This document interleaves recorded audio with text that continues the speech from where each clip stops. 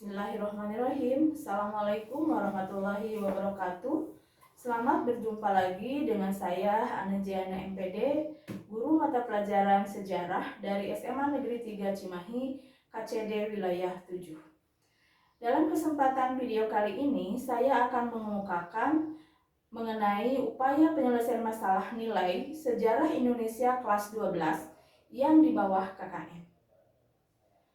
Adapun deskripsi permasalahan yang saya bawakan kali ini adalah karena setiap peserta didik itu ternyata memiliki daya serap dan kemampuan memahami materi yang berbeda, baik mengenai kecepatan waktu yang dibutuhkan maupun kemampuan di dalam mengelola pengetahuan yang masuk, baik pada saat peserta didik mengerjakan tugas maupun ulangan.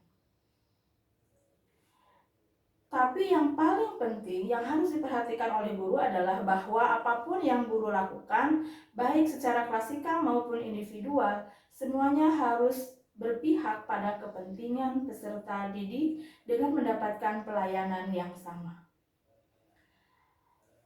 Akar permasalahan dari masalah yang saya kemukakan tadi, satu, peserta didik memiliki kemampuan yang berbeda ketika menerima pengetahuan baru. Yang kedua, peserta didik memiliki waktu dan kecepatan yang berbeda di dalam memahami pengetahuan baru. Yang ketiga, peserta didik kurang menyukai pelajaran tertentu. Boleh jadi mereka tidak menyukai juga pelajaran sejarah Indonesia karena dianggap sukar atau memang dianggap tidak penting. Nah, dalam hal ini ada beberapa solusi yang bisa dilakukan oleh guru. Misalnya, pertama bisa melakukan remedial test atau tugas secara klasikal. Yang kedua, diganti dengan tugas yang lebih ringan dan dilayani secara individual. Kemudian yang ketiga, yaitu dilakukan dengan tes lisan dengan penerapan rubrik penilaian yang lebih ringan tanpa menghilangkan substansi. Dan dalam hal ini saya akan mengambil rencana yang ketiga atau solusi yang ketiga. Nah, bagaimana setelah guru melakukan alternatif-alternatif solusi tadi, maka peserta didik bisa merasa dihargai dari sisi kemanusiaan. Yang kedua, secara psikologis mereka mendapatkan pengakuan eksistensi bahwa mereka itu diakui. Yang ketiga, peserta didik memiliki tanggung jawab untuk memperbaiki kekurangan atau kegagalannya. Di sisi guru, maka guru punya data secara kualitatif maupun kuantitatif tentang progres pembelajaran dari peserta didik. Adapun sumber rujukan solusi dari guru dalam hal ini ada dua. Yang pertama, guru punya nilai data peserta didik. Kemudian yang kedua, hasil komunikasi dengan wali kelas, guru mapel yang lain, ataupun dengan guru BK. Setelah saya menguapkan masalah yang tadi, maka selanjutnya saya akan memperlihatkan bagaimana guru dalam hal ini saya memberikan pelayanan secara individual ketika siswa atau peserta didik ingin memperbaiki kesalahan, kegagalan, atau kekurangan di dalam mendapatkan nilai yang mereka inginkan. Dari umumnya demokrasi terpimpin itu salah satunya ada kekacauan besar yang disebabkan oleh peristiwa G30 SPKI. Terus di zaman ini demokrasi terpimpin itu pemerintah itu lebih sedikit mengambil suara dari masyarakat. Karena ada tadi siapa tadi? Ada partai komunis, OPKI. Terus apa lagi yang sudah kamu pahami tentang demokrasi? pada demokrasi itu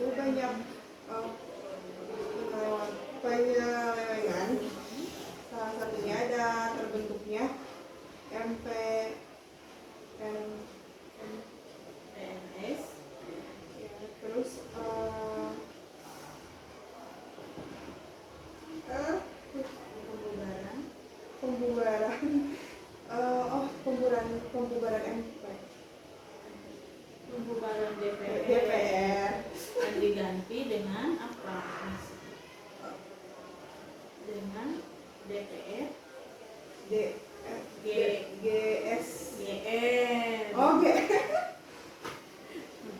Bisa kalian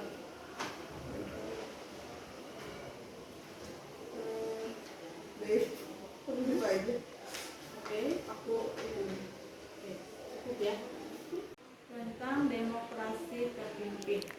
Masa demokrasi terpimpin terjadi ketika Indonesia, ketika Indonesia, apa ya? Ketika Indonesia memasuki sistem pemerintahan dengan seluruh keputusan pemerintahan yang berpusat pada kepala negara saja. Terus berlangsung sejak dikeluarkannya dekret presiden pada 5 Juli 1959 sampai 1965. Terus masa demokrasi terpimpin juga dicirikan oleh adanya Soekarno membubarkan DPR, padahal DPR dan Soekarno itu kedudukannya setara. Terus sejajar ya. Oke. Sejak kayak gitu adanya pembubaran DPR yang diganti oleh DPR GR, yaitu DPR Gotong Royong.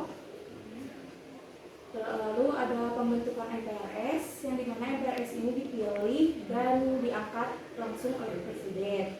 Lalu faktor penyebab keruntuhannya yaitu adanya kekacauan besar akibat peristiwa B30 SPKI, krisis ekonomi nasional, dan juga tingginya tingkat inflasi. Itu kalau ngomongin masalah ekonomi kita. Berarti ekonomi pada masa demokrasi terpimpin dikendalikan juga oleh siapa? Oleh presiden. Terima kasih. Demikian. Assalamualaikum warahmatullahi wabarakatuh.